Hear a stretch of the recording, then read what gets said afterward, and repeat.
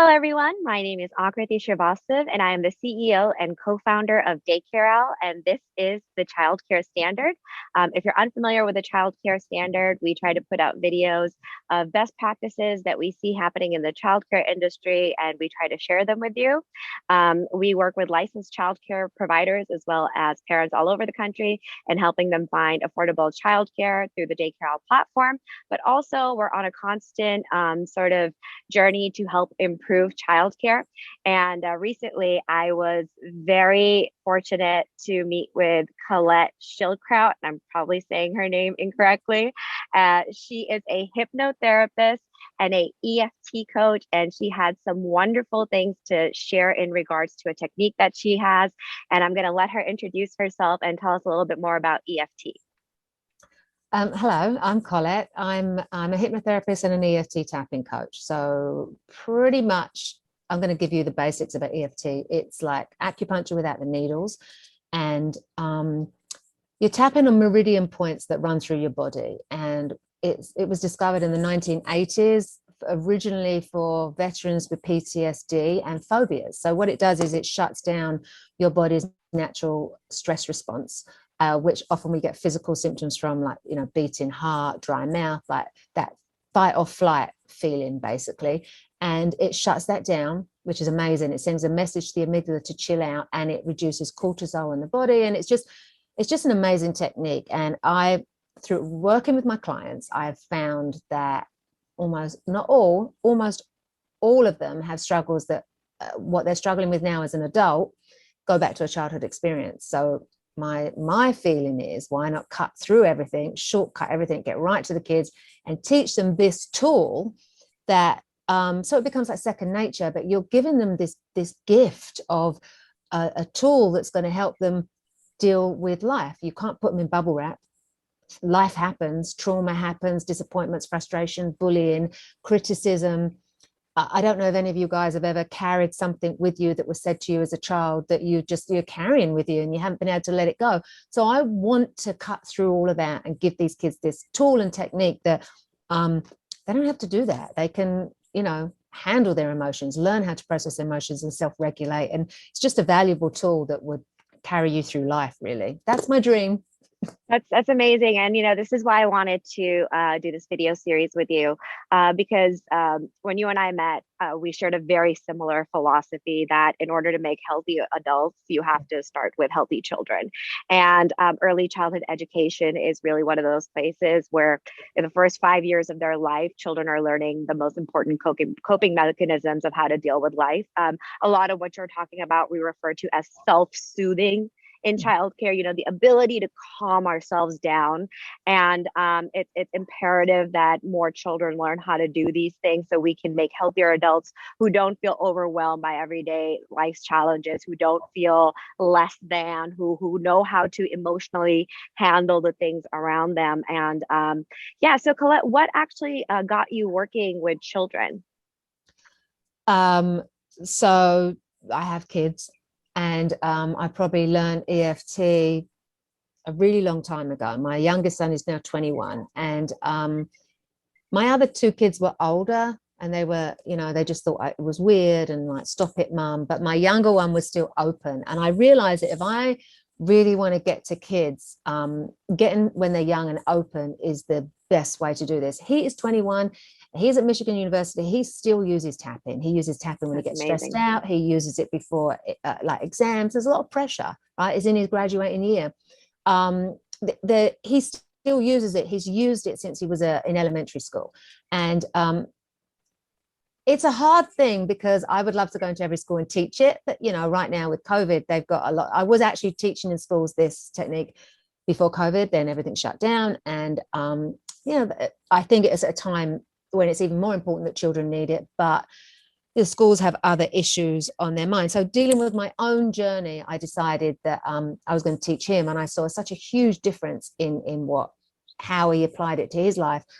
And I've taught it to other kids, and I really feel that, I just want to shortcut everything and get right to the kids, right to the basic kids, and teach parents, because it will help parents as they deal with their frustrations and struggles at the same time as helping them teach it to their child.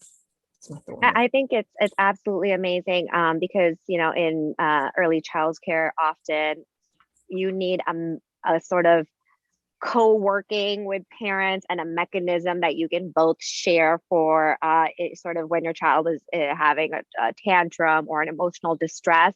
And when you kind of explained tapping to me, I was like, wow, this is something that not only providers could use in their own Yeah. facilities, but it's very easy to translate it to parents. And it's in order for something to stick with kids, it has to be a two-sided effort. We all have to be on the same page.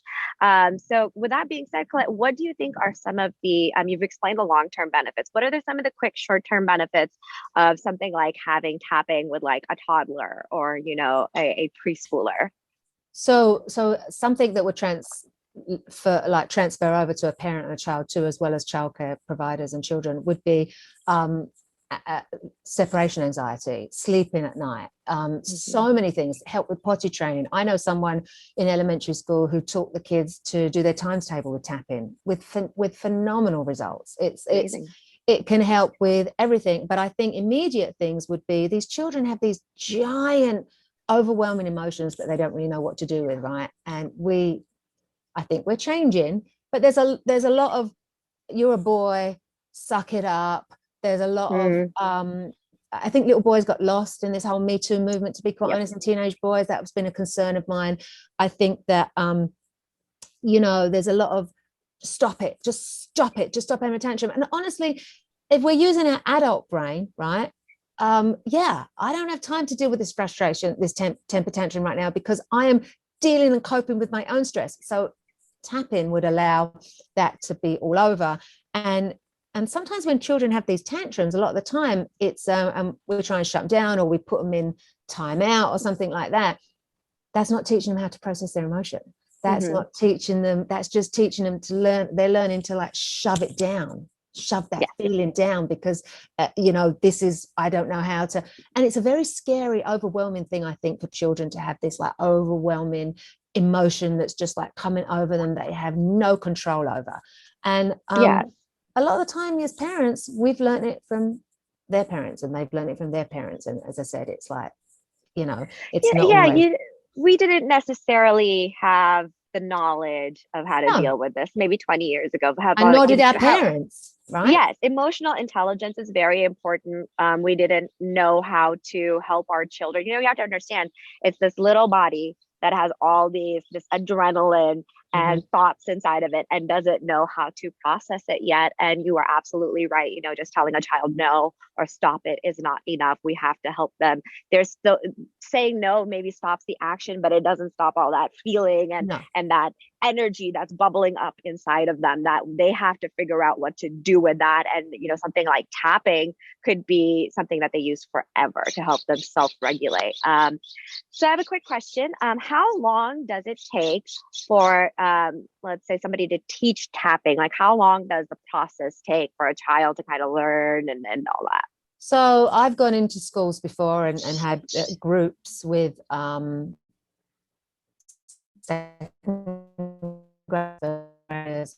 teenagers. The teenagers are a little bit, and I have to like change it up to adapt to them. But so I've gone and taught young children, and they're very open and they're very quick to learn. However, I'm having that class, I'm giving these handouts to send home to the parents, which is very sort of like easily explained. But I don't know. I mean, if the parent doesn't really know it, doesn't see it, doesn't understand it, like it's, unless they're going to start doing some exploration on their own, then they may not follow through with this, and they may not follow up with it. So I can teach it, but again, it's like practice. It's like repetition that builds that muscle. It builds it. Like I literally now, if I'm sitting at a traffic light and I'm running late, or someone's like, we get stressful things all the day. You forget your wallet, you're running late, someone cut you off. I literally would just go and tap and go, oh my God. And it's like, and I tap through it, and it allows that feeling to pass through me instead of settling somewhere down in my body. And that's my feeling with kids, that I would love it to be second nature, so that you just tap in. And a lot of the time when you have that, like, let's look at children's frustration in childcare. Biting is a thing. Big issue. Kids do, right? Yep. Big issue is what little kids do. Sharing frustration, and because they have that frustration, the next thing they do is go to something physical, shoving, pushing, taking, biting. And I think that to teach that skill, early, is it going to happen immediately? It could, but I think because it's an ongoing thing, and it's a thing where no one's going to look at it and say, well, that's weird. What is that you're doing? Because it's like a very comfortable thing. You can, I've seen other children like just helping that kid that's having that tough time, tap with them, because there's something called borrower's benefits. That if a lot of people are tapping for at the same time for one person's thing, on Clubhouse, I had a room today where one person had an issue and a lot of people has tapped at the same time as we went through it, and they all benefit from that. They actually came back afterwards and said, oh wow, so you get borrower's benefits, and it affects everyone in a good way. It can help everyone. You brought something up about biting, and let's just talk about like misbehavior in general. Big issue we face in the childcare industry is when providers themselves don't know how to deal with these things, and rather than working with a child, we kind of say, okay, goodbye to them and the parent. And this starts a lifetime of thinking for the parent and the child that I am less than, my child is less than, this is a bad kid. And it's really not true. We're just not teaching our children who are high energy how to process their emotions and their energy, right? But yeah, Collette, this is amazing. We've been talking about tapping for a while.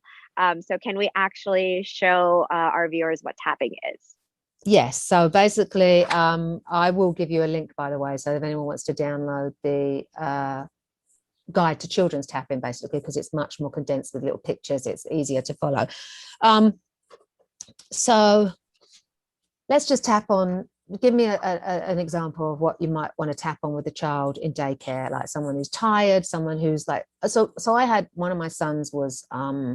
He had major separation anxiety, right? I had one kid that would be like, bye, mummy, just run off and be gone.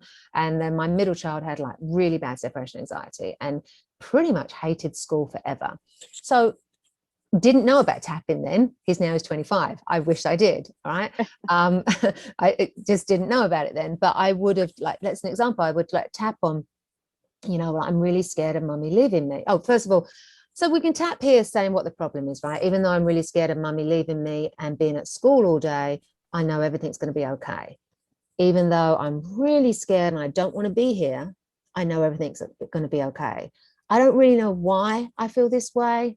I just don't want to be left alone. Everything will be okay, right? So it's important that you work with that child, with that person, about what they're feeling, their words, like their truth, as opposed to me putting words in their mouth. That's the most important thing, right? And a lot of children don't actually know words to describe their feelings.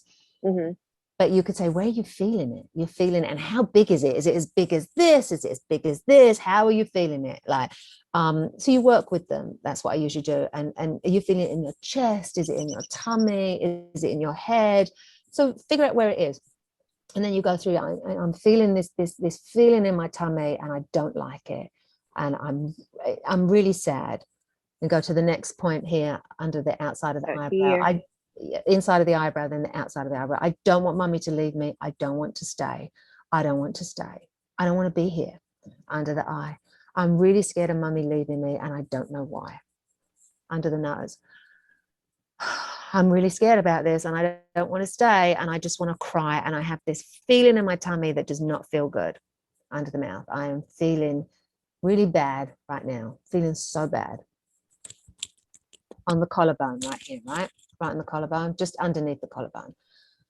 Mummy's going to leave, and she says she's coming back. And right here under the arm, you can tell a kid it's like a monkey arm, but it's pretty much on the bra strap.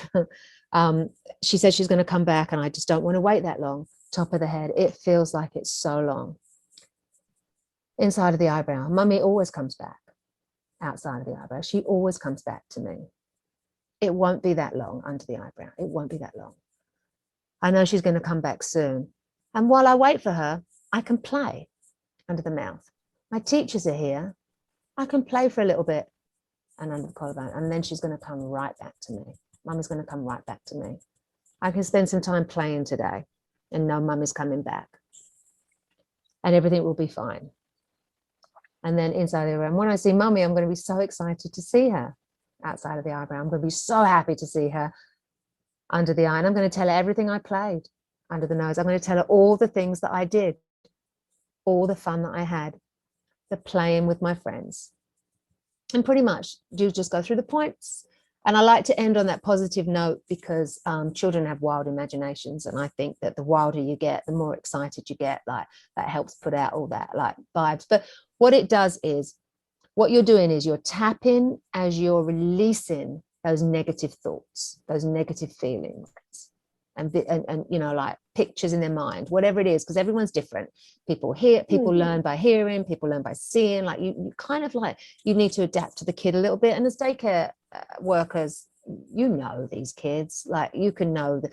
As I said, my son was hated school, hated it, and pretty much could have done with this throughout elementary school. And he's 25 now and is fine, but at the time he really hated it. That's amazing, Colette. You know, while we were doing that, I found myself firstly getting much more relaxed. But the other thing is, I see what the process is. It's like you're almost creating like this, I don't want to say distraction, but this means of processing the energy so you can almost like get through to a child. Because I know the number one thing when a kid's having a tantrum, it's so hard to get them to focus and just kind of listen to you, right? For them to just be on the same page with you. So this really like looking at you and like finding the different areas to tap and keeping along, like it helped kind of clear my mind and helped hear you better, if that makes sense. You can also, absolutely, you're 100% right. And it also, you can tap on, so when I work with children, sometimes I have a big teddy bear and I have little stickers where the tapping points are, and we tap on the teddy bear. That's a great idea. Sometimes as a parent, you can tap on your child, like you can literally tap through those points. It's something that, you know, if you can make like fun, and then as kids get older and go to elementary school, I like to teach them secret tapping points, so they don't have to be tapping in front of all the other kids in class and look right, like a weirdo, right. Because, you know, it's like, I don't care anymore, but these kids do care. But as I said, you can't protect your child. I do this a lot, by the way. Well, you know what, it's interesting because you're probably tapping on something. You probably are. Yeah, you probably already, because I don't know if you see kids, sometimes they've developed these little movements, and it's like right, it's like something that they naturally develop, and coping mechanisms. Like a coping mechanism. And a lot of the time we try and shut that down because it's a tick. Right. And so it's true. Like, no, that's not the way you're meant to be self-soothing. No, like that's so amazing. It's like, so I think it's important that we look at that. So let me just see if there's anything else on my notes that I want to talk about. Do you have any other questions? I did, and I wanted to make out point out something else that's great about this is that it's creating a conversation between parent and child and child care provider, rather than saying, no, don't do that. You know, you got to the root cause. You made them understand why they are feeling the way they are feeling. And I think this is just, you know, if a parent knows, I asked this question here and I want to get to the root cause here, this is my point of this exercise, I think this can be game changing. So one of the things, as I said, I was going around to schools and teaching this because I want to shortcut a lot of my adult clients and get right to the kids. So what I've been thinking of doing is, because of COVID, and I'm actually going to do a very short, I'm still trying to figure it out, like a very short workshop. It would be like a mini course, if you like, to teach parents and children at home how to do this. Because again, it's all very well having it done in schools. There are some schools, by the way, in Europe and in America, but mostly in Europe than America. You know, like they bring in yoga, they bring in mindfulness, things like that. This is something some of these schools have brought in, and they've seen a huge increase in test scores, self-esteem, confidence, and a much lower bullying. So it's bullying is a big thing of mine that I, you know, really want to help those kids that are feeling bullied and feeling different just because they feel different. And like you said earlier, when you turn around and you say to that kid gets in trouble for biting, right? They immediately have that label of being a bad kid. They're carrying that label around with them. They forever. It starts early. Yeah. And it's something that can be avoided because it was coming from a place of frustration. It was coming from a place of, and again, not all children have the perfect home life. That's just a fact. Exactly. Yes. So it's almost like I would love to give these kids tools so that they can cope with whatever life is throwing at them. So that's what I'm working on. I'm working on like a mini course to help parents and children make it fun, make it easy, make it very quick. make it something that's not weird. And that's what I hope, that's what I hope to come out of it. I would love any input you have on that, the best way to handle I that. would love to help you and help spread your message, Colette. I'm sure there are a lot of parents and providers, and most importantly, children can Yes, benefit from what you're trying to do.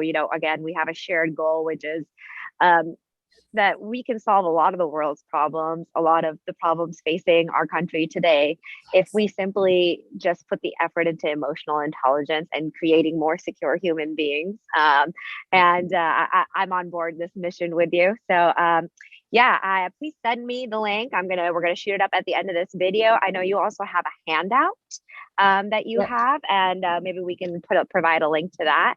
Yeah, Um, that's the link I'll give you, the link to the handout, so everyone can just download it, take it home, and try it with their kids. Or, awesome. the daycare workers also have kids and daily home struggles too, so it benefits everyone. Absolutely. Well, Colette, awesome. Well, that's all the time we have today. I want to thank you so much for teaching us about EFT. And thank you, everyone else, for tuning in to the Child Care Standard. We hope to keep bringing you more informational videos like this with people who are doing amazing things to help improve the childcare industry. Thanks and have a great day, everyone. Thank you. Thanks for having me.